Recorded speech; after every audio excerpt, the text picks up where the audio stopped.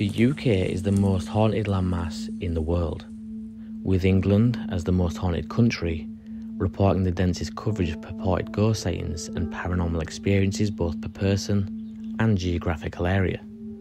The UK is also ranked amongst the top 10 countries in the world for UFO sightings and other strange cryptids. Is this just a coincidence? I think not. Roughly 5 years ago, I embarked on a personal journey to try and make sense and understand a little bit more about these reports that are happening here in the UK. During my time investigating, I would say that both my theories and beliefs have changed quite dramatically. But even throughout my times of doubt, one thing has always appeared very obvious to me, and that is the Earth is being visited. It's important to mention that when I say visited, I'm not just talking about someone capturing a momentary glimpse of some strange lights dancing around in the night sky.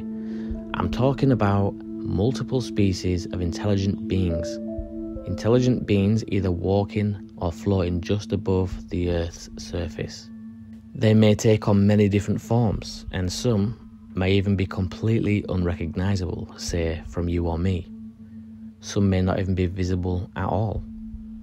But one thing is for sure, they are here, and it's likely that they have been here for a very long time. The only question that remains now is, why?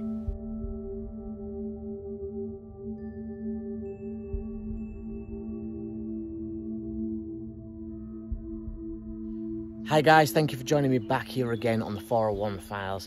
Thank you to everybody that keeps returning for these videos and these uploads. It really does mean the world to me. You guys have been the most supportive fan base that anyone in this genre could ever wish for.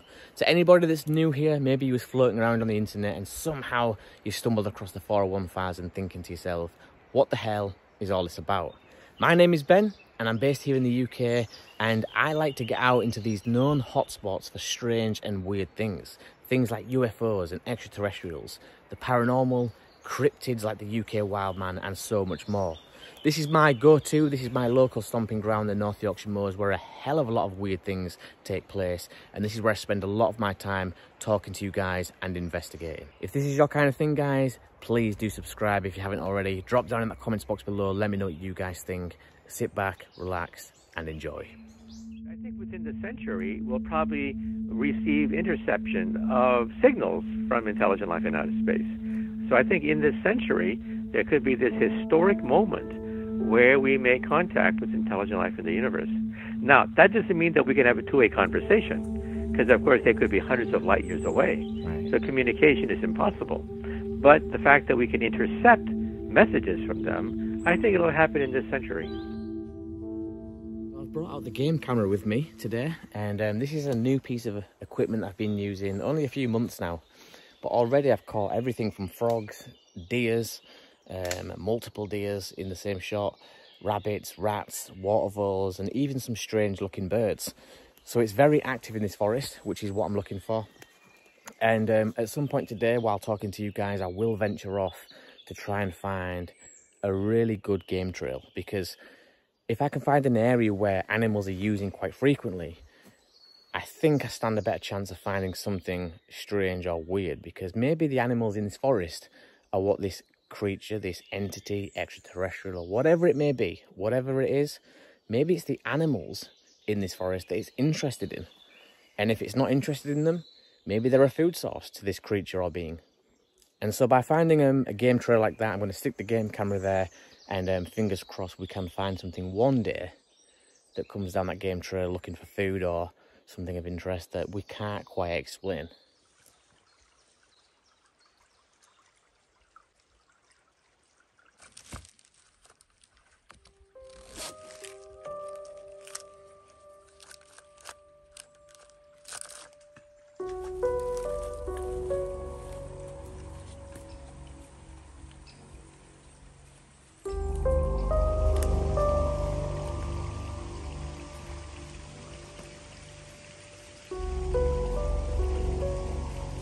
I'm roughly in the same location as me and Mark was when we were sat here having the coffee, discussing Mark's experience, and we heard those rock clacks just upon the brow of the hill there in front of me.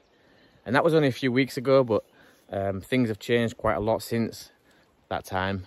For one, the midges are out in force. I'm not sure if you can see that, but I've had to put my hood up now because I'm getting eaten alive and it's horrible. So I'm going to move on from this location. It is near water, like a running river that comes through this area, which will attract the biting insects. So I'm not helping myself in this situation, and therefore I'm going to move on somewhere else. I've set the game camera up now, and this is a game trail that me and Mark have used before.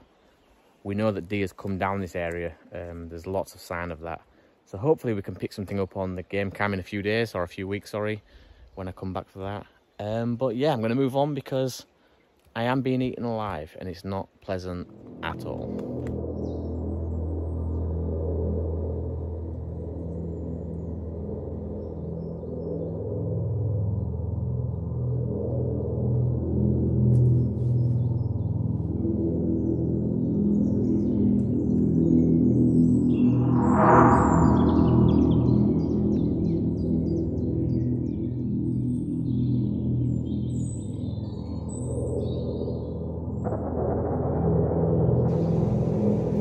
Hello!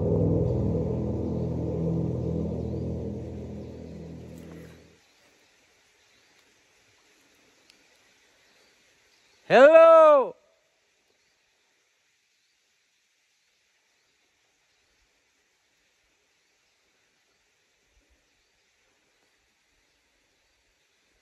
Nothing.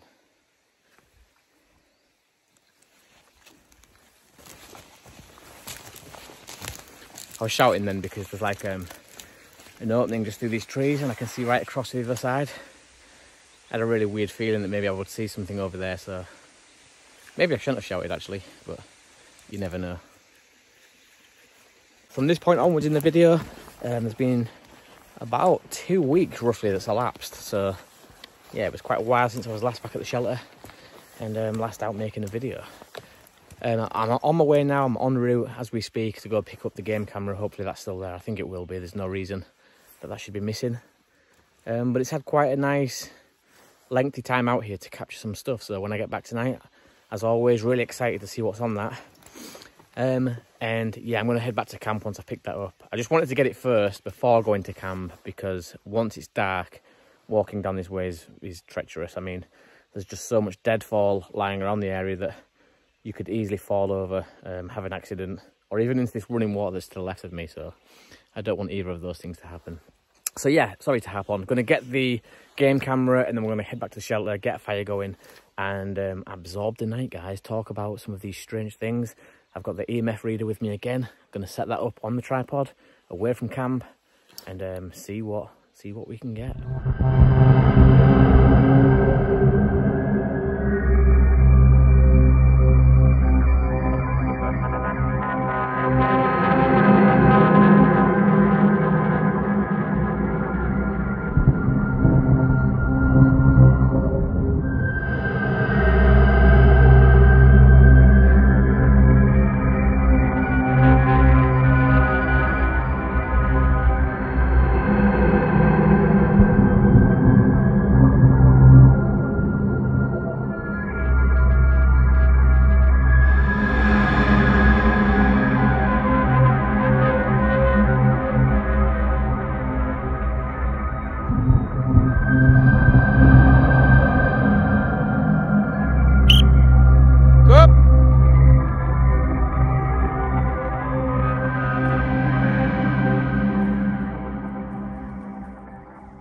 Sit. Where did you go? Good girl. Down. Down.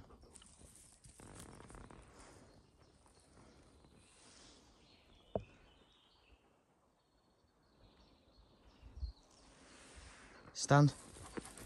Good girl. Go.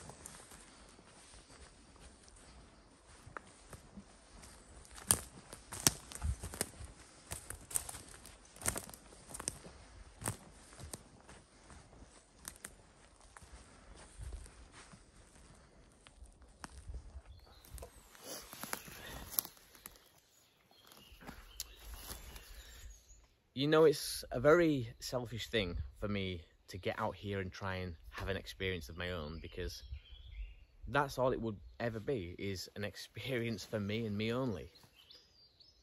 And I know this, I knew this getting into it. I knew that when I became the guy who has a channel talking about UFOs and extraterrestrials, cryptids, I knew that when I became that guy, should I have an experience one day, it would never be believed. And that was a difficult choice to make. Like, do I just stay on the low, not make a channel, and come out here and have an experience? Because if it happens that way, I'll be more believed. But if I become the guy with an outlet, a platform for people to share their experiences, and I'm always talking about these things, and then lo and behold, one day I have an experience, that's never going to be believed. Never. You've heard it yourself, no doubt, on podcasts and in the papers, on news stations. When they interview someone that's had an experience with UFOs or the paranormal, the first question is usually, did you have any prior interest in the subject before your experience? And it's a stupid question. It really is a stupid question, because the minute they say, well, yeah, I did collect books on the topic, and I watched a few documentaries, and I was interested for some years before my experience. Once they say all this stuff, they're instantly discredited, because then people think, well, then you're a fanatic. You've obviously become obsessed with it, and you've been brainwashed, and you're into conspiracies, and there's no doubt that you've probably hoaxed this yourself. And that's what comes along with that question, and it's really, really stupid, because in my mindset, my way of thinking,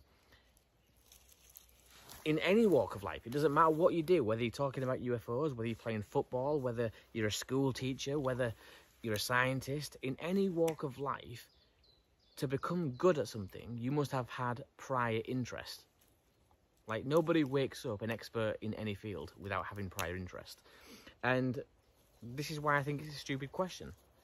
Because, yes, I do collect books on the subject. Yes, I have spoken to people and created a YouTube channel that's become an outlet for people to share their experiences. But because of all that, because of my prior interest, I would consider myself very knowledgeable on what the difference between swamp gases and a drone and Venus and a weather balloon and all these other things that people confuse as UFOs.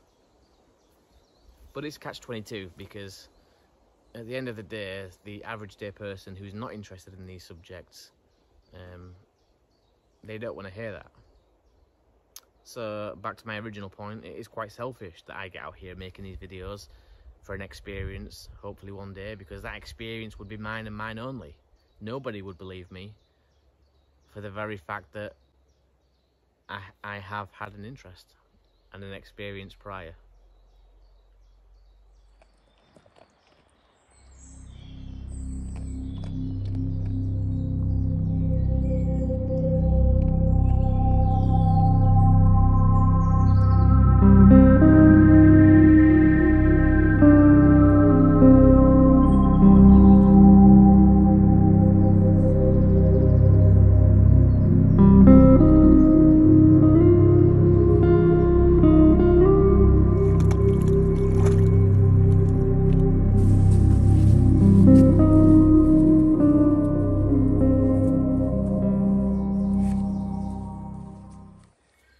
So here's something that I want to share with you guys, and hopefully encourage many of you watching this to go out there and start doing, because I think that by encouraging you guys to do this, someone somewhere is going to have an experience that might change their life forever. And that's only a good thing, because then that person will tell their story about something strange that they saw, and it keeps these things alive. And the more people we have talking about these things, the better.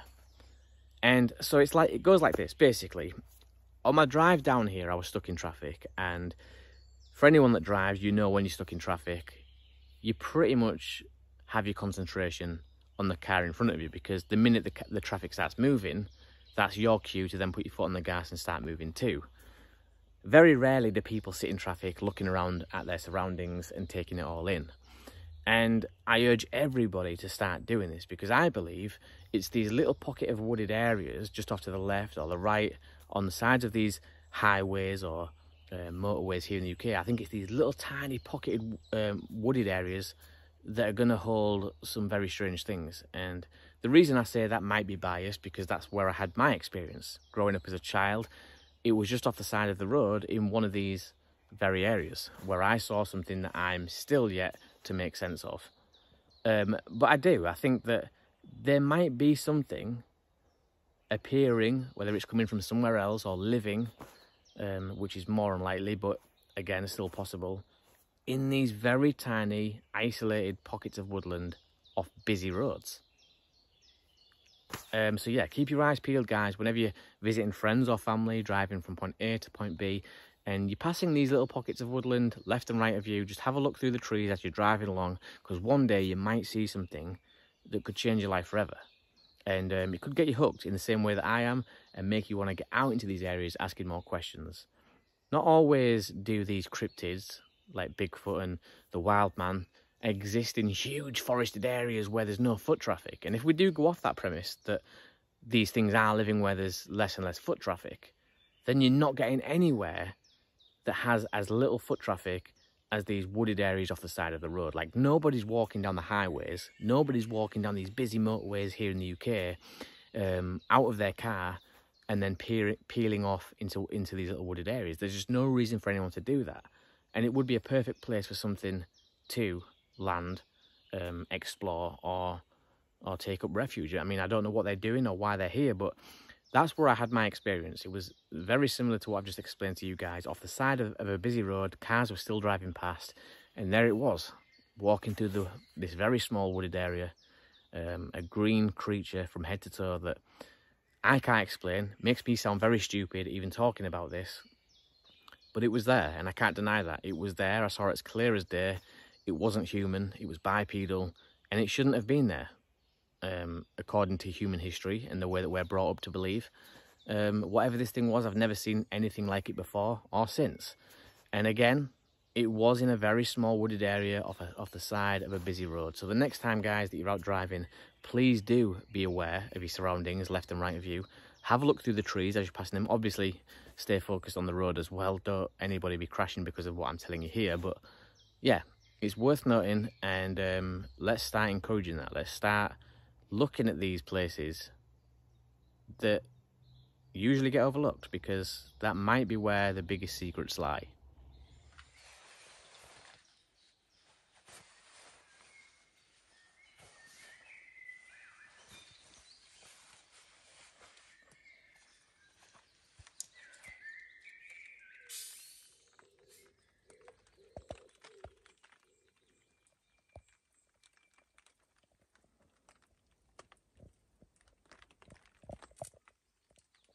So guys, we might just experience our first thunderstorm here at the shelter.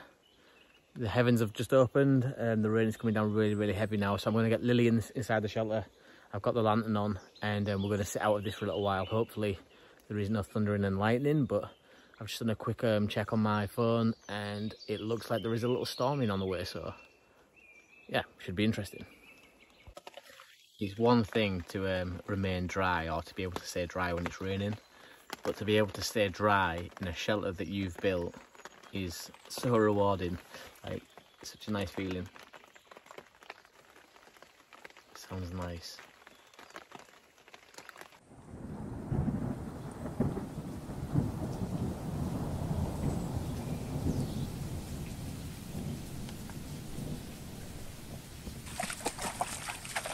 Lily, up. Good girl, go.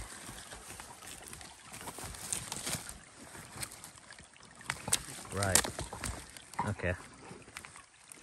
Gonna be silly, are we? This way, you, come on.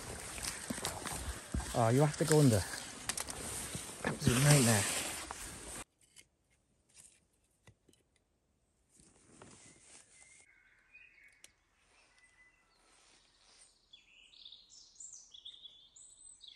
That's literally all the wood I've got for tonight. I thought I brought more, but never mind.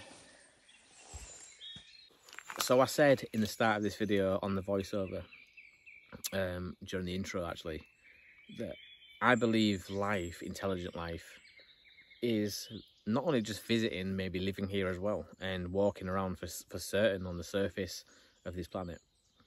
And there's some people that aren't quite there in their in their journey yet. Like, they're still at the whole Earth has been visited, and that's all I'm willing to jump on board with. But I've been researching this for a long time. I've been interested in this for a very long time, and everything that I've read, heard, and experienced myself tells me that they are here. Like, they are here right now. Somewhere on this planet right now, there is another being from somewhere else outside of this solar system, living here or walking here right now, somewhere on this planet. As I'm sat here talking, that is happening. And I believe that 100%. If somebody said to me, press this button and press that button, if you're wrong, you'll die, I would press the button that would say, right now, do you believe something is walking amongst this planet right now? And I would say, yeah, it is. Lily's seen something.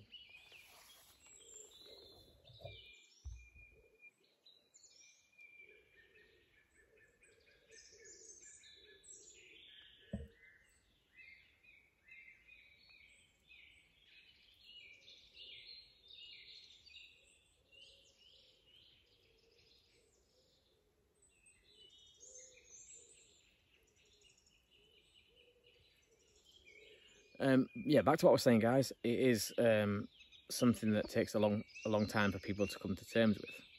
We normally start off by agreeing that there are aliens, and then we progress from that to say, well, actually, yeah, okay, maybe they are visiting Earth then. And then somewhere along that line of evolutionary mindset, you come across this whole thing of not being able to deny the fact that they're here. So that's where I'm at. I believe they are here. Are they in this woods with me right now? I don't know. Like, people talk about it being possible for them to live alongside us without us ever knowing. Like, right now, is there a life or a world happening around me and I'm just unaware of it? You see, I'm not quite there yet. I'm not at that point that I could say, yeah, I believe there is things happening around me right now. For me, in my head, that is difficult to understand.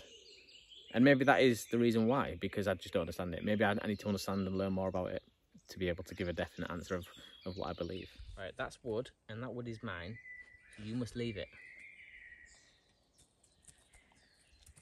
You dare steal that. She loves chewing wood for some reason. I mean, at home, I've got like a wood pile for the log burner, because where I live is out in the countryside, and oil at the minute, as everyone will know, is really expensive. So, see, she just stole a piece of wood from out of the shelter. What is it with you? We're actually in the woods, and you're still hunting for a specific piece of wood. Just take your pick, Lil. It's everywhere. It's everywhere. Lily, come here. Come. Look at me. Oh, baby, stay. You've got ticks everywhere. Stay. Stay. Why did I just throw that? Like, I'm gonna go back on you. Right, stay there. You've got ticks. Whoa, that's a big one. Right, I need to go on the fire. Come here. Come. Stay, Lil. Good girl. Oh, thank you. You had big ticks on you, babe. Right, go on then, go. So yeah, you dare steal that wood out of there, you. This is mine. You can't have none of this. Ah, the midges are everywhere. You know, it's such a beautiful place for everything and all the stories that have come out of this area. As creepy as they may be, it really is a peaceful and beautiful location. And I reckon if you came here with no prior knowledge to any of the reports that do come from this area, then you could quite easily spend a full day here just relaxing and enjoying yourself with no worries at all. And I guess that's like something that can be said about life in general. It's always preconceived ideas and prior knowledge to certain situations that can hinder an experience. So, for example, if you're about to go into a job interview, and someone in the waiting line comes back out and they're like, that guy's horrible. He's just given me the worst interview ever. Like, spoke to me like a piece of crap. you might go in there and be really uptight and not give your best interview because you've been given this prior knowledge that the guy's an absolute arsehole. And in reality, you might get in there and have a different experience. You might actually be a nice person. And that was a stupid analogy, really, but that's what I'm trying to say about this place, is that until you experience it for yourself, and come here, spend a few hours, camp out or whatever, you really don't know what kind of experience you're going to have. But I do believe that prior knowledge to the reports of things happening here could impact that massively. This week in our series of reports on UFOs, we learned a number of things. That not everybody who sees a UFO is crazy, that our government has lied about UFO information, that it's withheld UFO files, and even spied on UFO witnesses. We've also heard from scientists who say life elsewhere in the universe is virtually a certainty. And we heard that a majority of Americans believe that UFOs are real and come from space. Tonight, in part 5 of his report, George Knapp introduces us to a local man with an amazing and disturbing story. George. Gary and Mary Ruth, we've been working on this story for a long time, and we'll tell you right up front that it's going to be hard to swallow at first. This week, we've heard the contention of UFO researchers that there's a secret government within our government. While that may be hard to believe coming from the UFO perspective, we've certainly learned in Watergate and the Iran-Contra scandal that factions within our government can and do pursue their own hidden agendas. So this is definitely a spot that I want to come to on a starry night with the laser pointer. You can imagine how starry it would be out here and how much you'd be able to see, because the sky just seems to stretch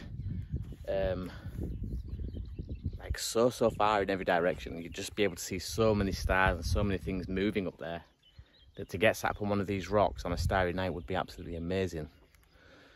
I don't have the laser pointer and it's not night time, so what I'm going to do right now is get up on this rock and practice some CE5.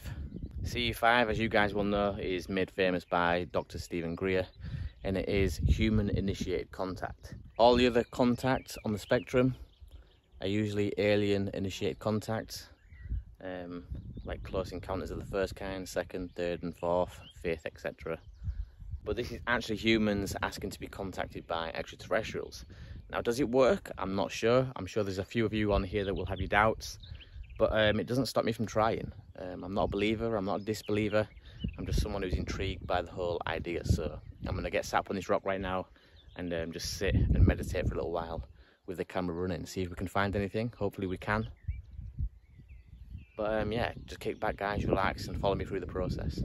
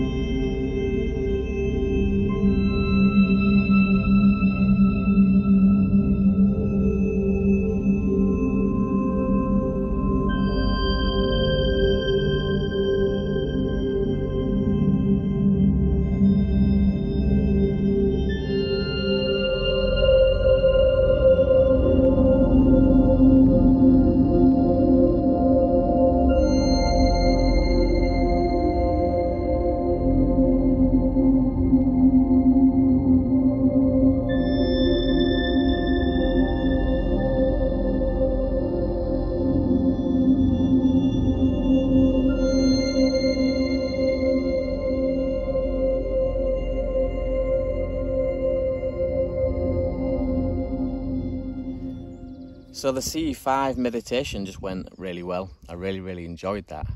And even if nothing was picked up on the footage, which I'm not sure yet if it was or it wasn't, I won't know that until I get home and get the footage on the computer, but even if nothing was picked up, I still feel a hell of a lot better for doing that. Just being sat up there on the rock, out in the fresh air, meditating and taking some time for myself, it's been really nice. A few things I will mention though is that on a bright day like today, if you are staring at the sky for quite a length of time, you can start to get eye bogies where you think you see something dark across the sky or hide behind a cloud, and in actual fact it's just something moving across the surface of your eyeball. So these are things to look out for. Also as well, with it being a bright day, I am squinting a hell of a lot, and that can hinder the process when trying to look out. But I guess the aim of the game is just to be in that meditative state and let the camera pick anything up rather than your eyes. But again, like I said, if anything has been picked up, I won't know that now until I get back home. Will I do it again? Absolutely. It's been a great experience. I have done it before, once before on one of my older videos, but it's something that I do need to start introducing more and more of as we move forward. And if we can get more people involved as well, I've heard that also gives you a greater chance of picking something up.